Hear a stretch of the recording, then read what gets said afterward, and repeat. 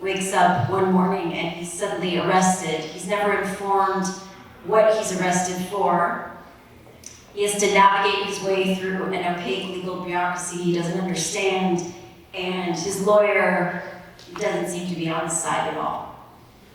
For millions of people across the country every day, there's really only one thing that prevents their experience of the American legal system from being eerily similar to that, to Franz Kafka's The Trial. I'm a public defender. So that means that I represent indigent people who cannot afford their own lawyer. And it's not that they're poor, but that they're otherwise perfectly well prepared to face their legal situation. They often have extremely troubled personal histories. A huge proportion of them are severely mentally ill, and many of them have virtually no understanding of basic aspects of the American legal system, including what a trial is, what a prosecutor is, what a verdict is, what happens during a trial, what their rights are. And so it's my job and the job of my public defender colleagues across the country to represent these people and to ensure that they get a fair process where their rights are respected and where they're treated with dignity. Because I've done, I guess, about 60 jury trials to verdict now, and I can tell you that when you do a jury trial, when you're at counsel table sitting next to the defendant, there's a feeling that you have. It's almost like a physical feeling where every single person in the courtroom, including the judge, the jury, the court reporter, the entire audience, everyone in that courtroom is against my client. They're glaring at him, they're giving him dirty looks. And they are presuming that he's guilty. That's how they enter the trial. And so it's my job to be the one person who is standing by my client and fighting for him and looking out for him. And some of you may be thinking, well, come on, most of these people are guilty, aren't they? I mean, what's the point? But that's often not the case. I once had a client, he was charged with robbery and he was facing life in prison.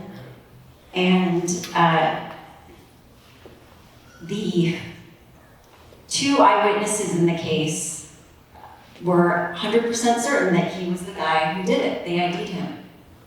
And so I met him, I presented him with the evidence, and I was like, sounds like case closed. And he's like, well, I don't really care what they say. I didn't do this. And so we subpoenaed the video surveillance from the store that was robbed. And when we got it, I looked at it, and it was pretty grainy, but it actually did look a lot like him.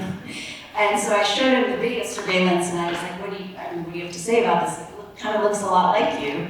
And he's like, well, it does look like me, but I don't know what to say. I didn't do this. So then we got the video surveillance enhanced so that you could really see the face of the person who committed the robbery. And once we got it enhanced, you could see definitively it wasn't him, that they had the wrong guy. And so, but for getting that video surveillance enhanced, this guy probably would have spent the rest of his life in prison for a crime that he didn't. Oh my God, is that lit up the It's embarrassing. A crime that he didn't even commit. Now, you may be thinking, well, come on, a lot of these guys are not innocent, a lot of them are guilty, and that is true. A lot of my clients are guilty.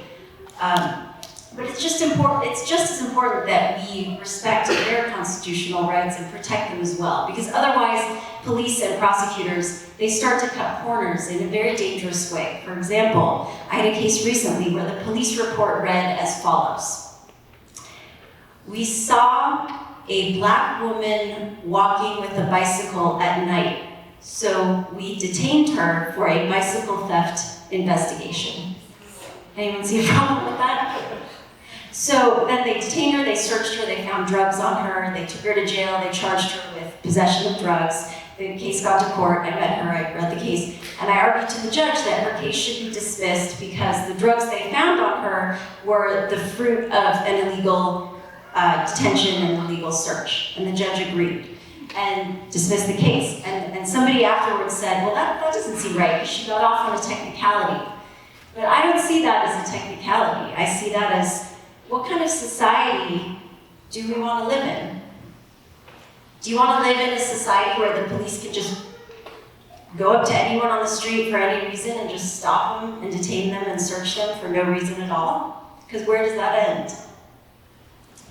So anyway, I hope I've convinced you that America's public defenders are the last line of defense, and that we protect and respect people's rights and ensure them a fair process.